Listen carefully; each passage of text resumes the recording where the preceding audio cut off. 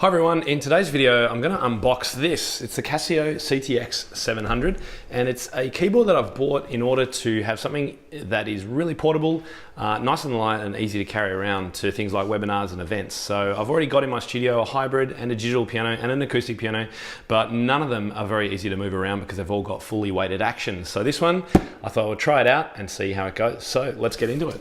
Right, so this is the box straight from the dealer, and I've just cut open the edges around here. So let's open it up and see. So we've got the polystyrene sides and the keyboard I can see wrapped in the middle here. So let's grab that all out.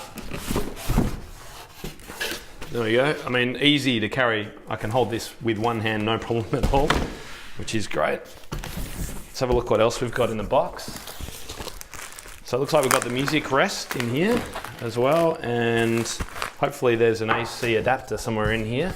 That was one of the things that I was actually looking for when it came to this particular model, was that it did have both the option to have battery power but also an AC adapter included. Check, because some of these lightweight keyboard models don't come with the AC adapter included, so something definitely worth checking.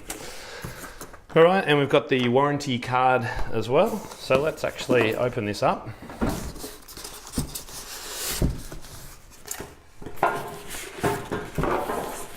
And have a bit of a look inside. Looking good so far. Turn it around. And there we are. That's CT-X700. As you can see, very lightweight. I mean, I can easily hold that with one hand. The thing I do like about this, and one of the reasons I chose this model after a fair bit of research, was that it doesn't have that keyboard feel of the keys being just a thin bit of plastic that you can put your fingers under. It's got, even though they're not weighted keys, it's got that full keyboard, piano style keyboard look about it, which I think is a good thing, particularly for beginner pianists. Okay, so before I plug it in, let's have a look at the connections that we've got on the back. So we've got the headphone jack, your power input, an audio input, and also the pedal, which is really important that we've got that. Over here we've also got a USB, which I'm going to assume is a USB out, but I haven't dived into it to know enough about it yet. So let's plug it in and power it up. All right, we're in. Let's turn it on.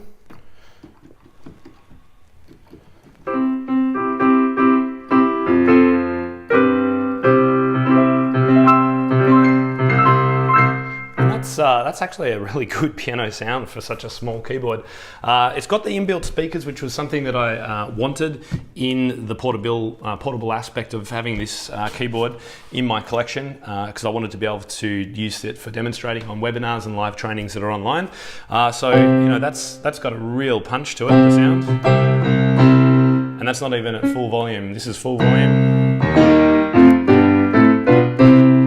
So it's actually, yeah, it's got a lot of power, those speakers, for such a small and light unit. I think that's fantastic.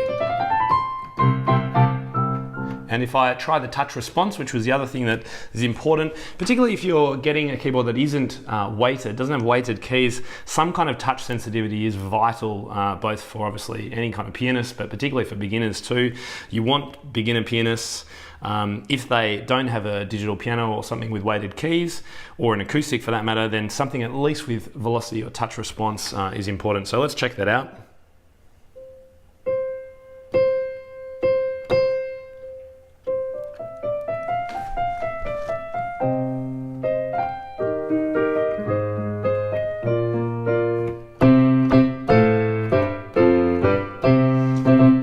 Now you can see that it is bouncing around a fair bit, but I think that's probably because it's on the box. So let's get it off the box as well. So the piano is now on a nice firm surface. And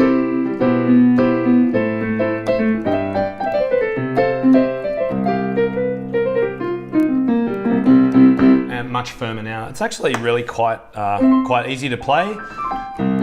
I think the response for something that's not actually weighted is actually fantastic. Okay, so let's finish unpacking the rest of the gear here. This is the music rest and also the instruction manual. So let me get the tape off it. Well, it's incredibly well wrapped up for just a very simple bit of plastic, but here's the music rest, which I assume goes in here. Yeah, not too bad. Pretty sturdy enough for a simple few bits of paper or a light music book. And then you've got the manual and warranty information in here. It's quite thick actually, there's quite a bit of material going along with this, but there are a whole lot of buttons as well. And I mean, I'm using this mainly as a piano demonstrator, so I'm not going to be worried too much about all the songs and banks and presets and sounds and rhythms, but there are hundreds, if not thousands, of different beats and things that this thing can do. And if I press start, I don't know if I'll even be able to stop it, but we'll try. There we go.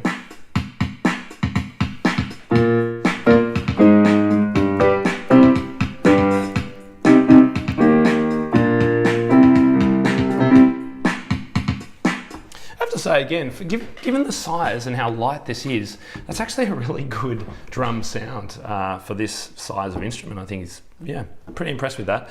And I'm really impressed by the touch for the price point and also the fact that it isn't weighted. And I think that the speakers are really great. So that's the unboxing and a quick demonstration. There's one thing we haven't talked about, and that is the pedal.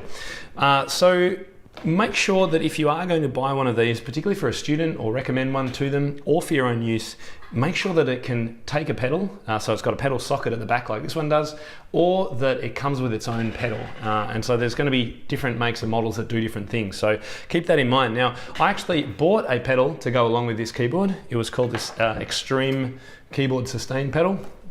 And I found that it's not working. So when I plug it in, it's just holding all the notes, and you press it, it stops holding the notes, and then it re-holds them. So not very useful, and it just goes to show that it's very easy to make a mistake with pedals. So do get the advice of your piano dealer or your keyboard dealer, whoever sold you the product, to make sure that the pedal is going to work, because different manufacturers have different pedal guidelines and specifications. So if you buy a Roland pedal and put it in a Yamaha, it may well not work. And this is the case in point. This one's definitely not working. I will just say too, while we're on pedals, if you are going to get a pedal, then do invest in a pedal that at least looks like a piano pedal. You can get those other ones that are just kind of square black boxes that have a terrible action in them, and they slip all over the floor, not very useful. For a student that's learning, or for me as a pianist, I'd want something that at least looks like a real piano pedal. Oh, they're sponsored.